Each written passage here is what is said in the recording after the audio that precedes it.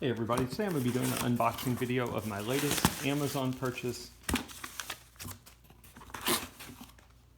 This is the solar charger for primarily your cell phones, but it can be used for anything that charges with a USB cord. So as with all my purchases, I like doing these unboxing videos in case there's somebody else out there who's thinking about buying the same item, just wants to get an idea of what does it look like when it comes in, so on and so forth.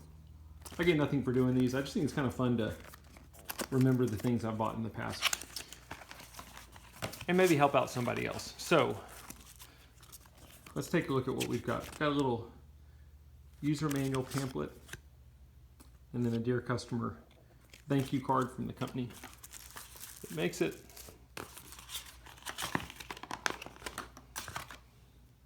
So they send you a USB charging cable. It is not an Android charging cable, it is a Type-C cable, which seems to be what a lot of these companies are starting to switch to, is the Type-C cable. I'll show you how we're going to use that. Wow, this thing is heavy. It is built like a tank.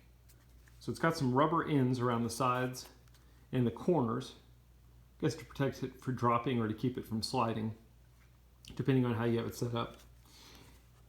It will charge a wireless device, so if you have a cell phone that uses wireless charging, you would lay it here on the back. The middle here is going to be where you plug in that Type-C cable I just showed you if you need to charge the item. Or again, it does do solar charging. And then you've got two USB ports for charging, again, cell phones or any other device you have that's running off USB. I bought this thing because I was at the beach last week. I'm sitting on the beach as my cell phone's dying thinking, why don't I have a solar charger to be using? So let me see if I can show you. Got a power button down here. You've got a light indicator over here. I'm gonna press the power button once and you'll notice that the lights light up to let you know how much level of charge you've got. I believe after a certain time, the device will be on and running. If you haven't done anything or if it hasn't got a charge, after a certain amount of time, this will turn off.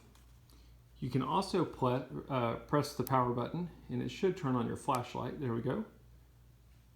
So you've got a standard flashlight that'll just stay on. If you press it once, it'll go to a blinking kind of distress signal.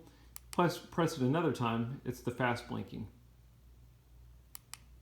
Press it one more time, it turns off your flashlight.